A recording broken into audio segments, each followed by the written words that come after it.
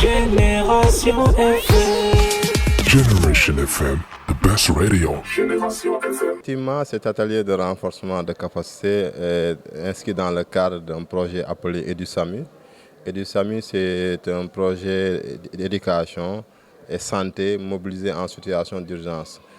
Comme vous le savez, il y a eu la corona qui nous a frappé d'un plein fouet et qui nous a surpris aussi.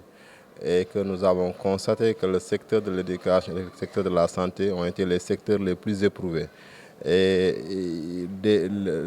la riposte, en tout cas, comme les impacts aussi, ont été de façon disproportionnée. Et ces secteurs, pourquoi ils sont exposés, mais aussi, en même temps, sur le terrain, nous avons constaté que ce sont les enseignants comme le personnel de la santé qui ont été les vecteurs de communication dans le cadre de la sensibilisation pour amener les populations à comprendre le danger qui nous guette, mais aussi à pouvoir avoir des aptitudes et attitudes convenables pouvant permettre de limiter les dégâts. Et c'est compte tenu de cela que ENDA Santé et la COSYDEP ont décidé de mettre en commun leurs expériences par rapport à ça et d'accompagner les agents de la santé comme les agents de l'éducation dans le cadre d'un projet qu'on appelle EduSAMU. C'est pourquoi cet atelier vient à son heure pour les accompagner dans ce cadre-là, parce que dans des moments de crise, les gens ont besoin en tout cas de bien gérer la crise. Les gens ont besoin de communication aussi, mais savoir qui doit parler durant ces moments de crise et qu'est-ce qu'on doit dire durant ces moments de crise pour ne pas faire peur aux populations ou à la cible.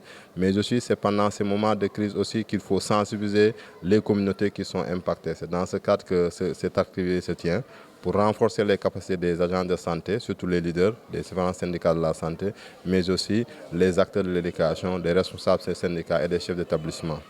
Effectivement, vous savez, la Covid nous a surpris et c'est dans le cadre de la santé. Demain, on ne le souhaite pas, il se pourrait qu'il y ait d'autres catastrophes naturelles qui peuvent survenir, même si par rapport aux maladies aussi, les experts nous ont dit qu'en dehors de la Covid, il se pourrait que très prochainement qu'on soit aussi frappé par d'autres épidémies liées à des virus en tout cas. Mais de tout compte fait, que ce soit dans le secteur de l'éducation, par une catastrophe sanitaire ou une catastrophe naturelle, nous aurons déjà préparé les acteurs de ces deux secteurs-là pour réduire en tout cas les risques de ces grandes pandémies qui surviendront aux catastrophes. Effectivement, ça va, vous le savez, comme dès la reprise des cours avec la Covid, il a été demandé aux enseignants déjà de faire des leçons de vie sur cette maladie-là, de dire quels sont les signes de manifestation, les symptômes, comment les prévenir déjà.